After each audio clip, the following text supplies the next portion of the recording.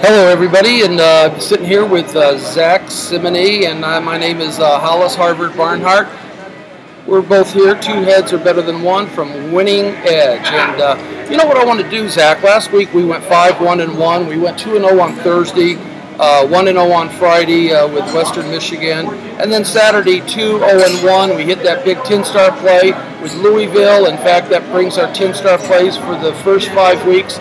4 weeks of preseason, and then last week 4-1. You know, that's a great record. And you know what? We've always had that great record on our top 10-star plays.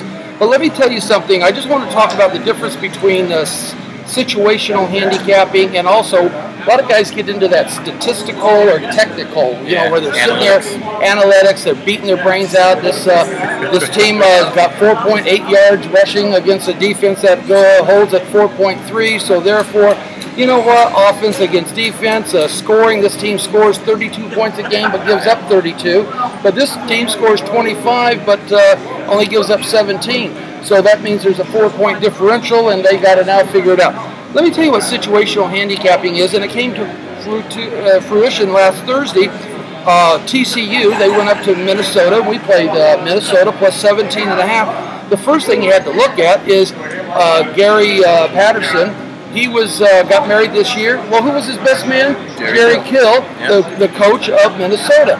Well, my way of thinking, and it was only a thought, and I used it, and it happened to work, is he going to go up there as a 17.5-point favorite in front of Jerry Kill and his home fans and all that and blow him out of the stadium for his best man? No. He's going to win the game. He might win by 10, 7, 14, 13, 17, but we're getting 17.5 and 18 points. That's what we call situational handicapping. We find those little golden nuggets like that all the time. The other game on that same night was Tennessee. They're playing in the pros. They're playing at home, and they're playing Minnesota Vikings.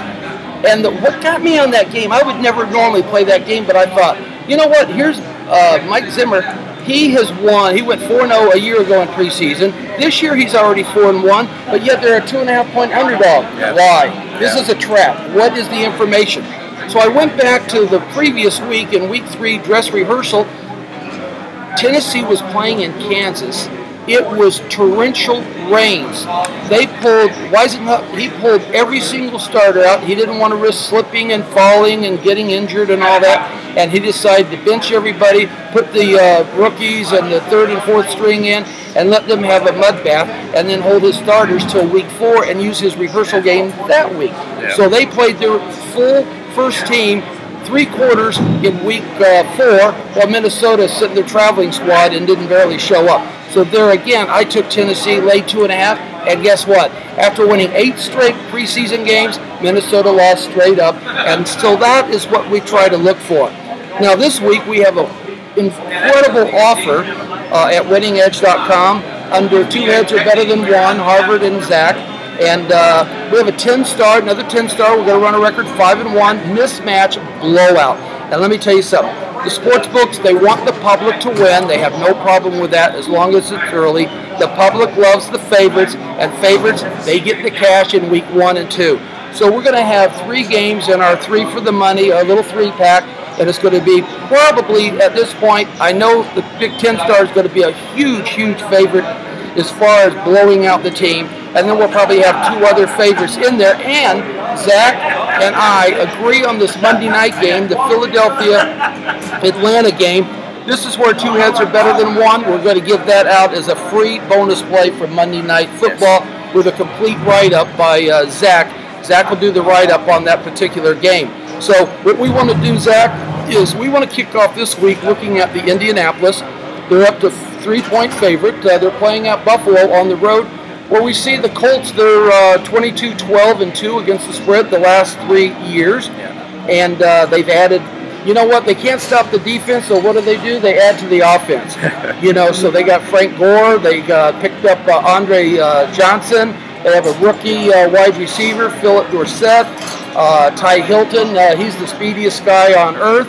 And this looks like a trap play because 77% of the public is betting Indianapolis. And I usually try to stay away from games like that, but you know what?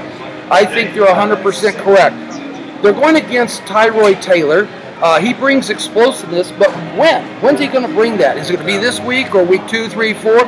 LaShawn McCoy, he's been out with a hamstring. He might not play, but when? Again, I ask, when is he going to be full strength?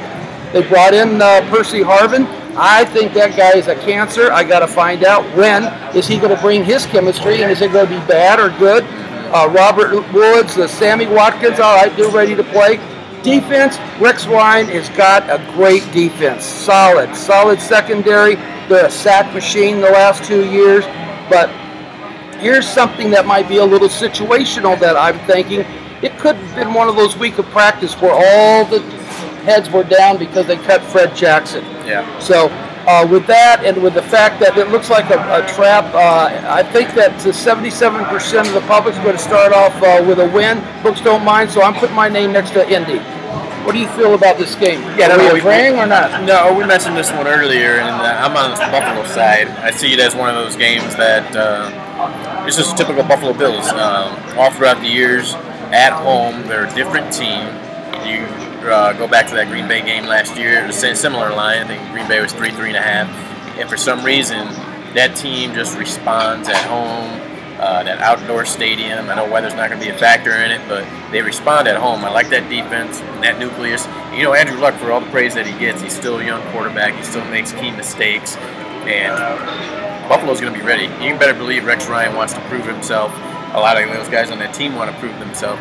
And you got Tyrod Taylor, who's Joe Flacco's backup for 4 years. Obviously, he wants to prove himself. They gave him the job. He was a long shot to win the job. They cut Matt Castle. They benched E.J. Manuel, the guy they spent a first-round pick on 2 years ago.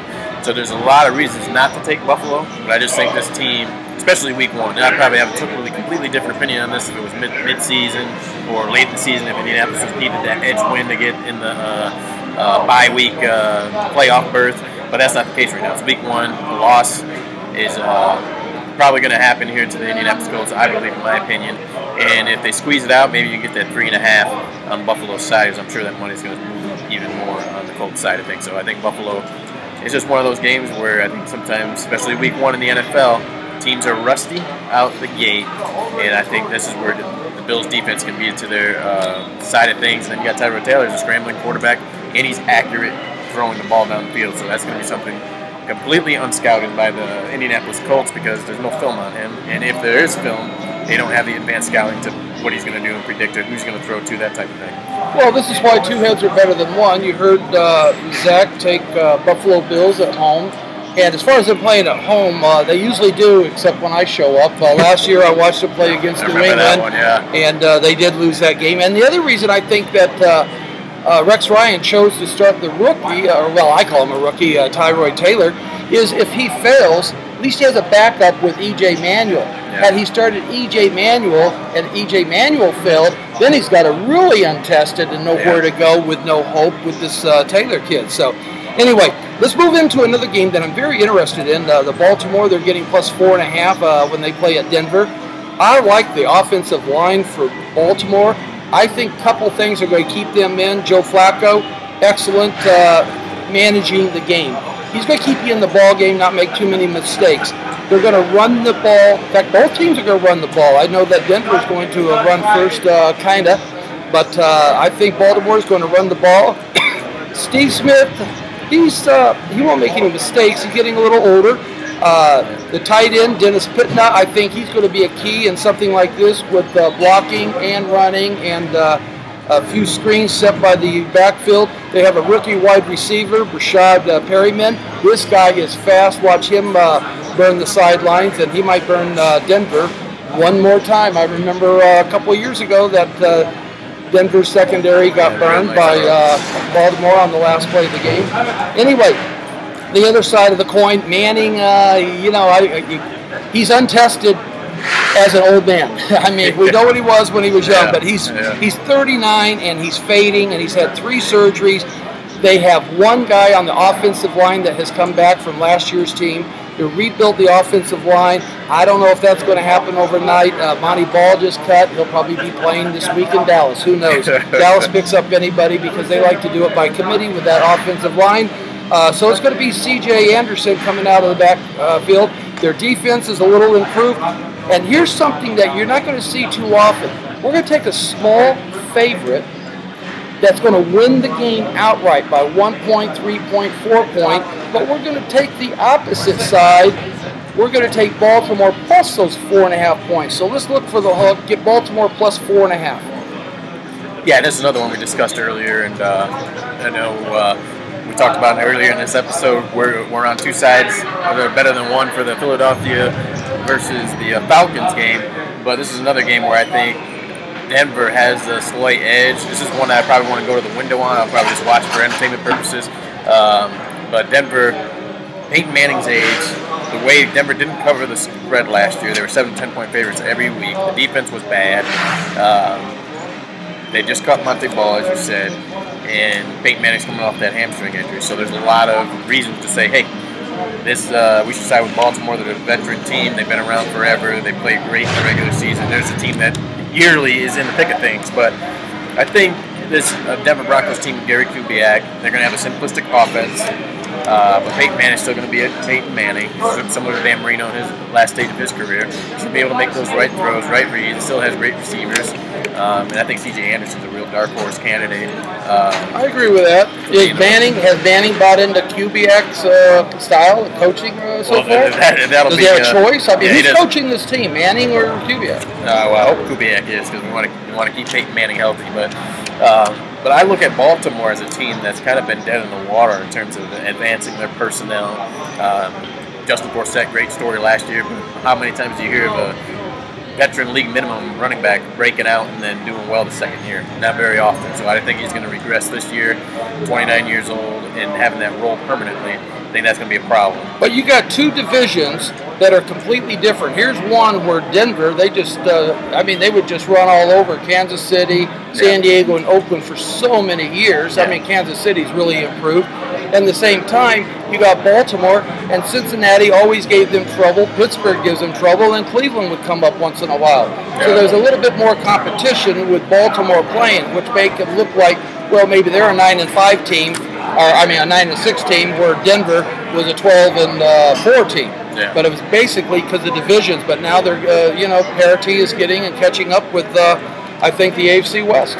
Hey, you know what? You're dead on with that. And from the point spread conversation that we're talking about, the NFL, 60-70% of these games are decided in the final 5-6 minutes, point spread wise. And I think this one's going to be right there. And maybe Denver's kicking that late field goal just to push it up from a 3-point lead to 6, and then Baltimore goes down, throws a pick. That's the way I see it ending. But I think Denver gets that slight cover, very, very slight cover. And well, I got it close too, but I got Denver winning the game, but Baltimore covering the spread in a close one. And I really think your best bet is to get on board with us on Saturday. We have a 10-star mismatch. Like I said, it'll be a blowout. We're 4-1 right now with our 10 stars, and we look to move it up with a solid 5-1 record by the time we have this show next week. We'll have 3 plays in the colleges, plus a bonus play on the Monday Night Football game that we both agreed Zack is going to write that game up, and it's absolutely free with this 3-pack. And also with the Sunday NFL 3-pack, we will also have a 10-star play in the NFL that Zack has worked up on, and I've looked at it, and I love the play, and that Philadelphia-Atlanta game will be a free bonus play in that. But either way, for just a small fee, you're going to get a 3-star, 3 for the money 3-pack on Saturday, then come back on Sunday and get our 3 for the money NFL pack, and both of them will have a free play, a free bonus play on that big Monday night game, Philadelphia and Atlanta. And that's it for Zack. That's it for Harvard from Las Vegas. We'll see you this weekend. Whether we see you or not, we'll be thinking of you and cashing tickets and cashing tickets and cashing tickets. All right. Good. We'll see you next week.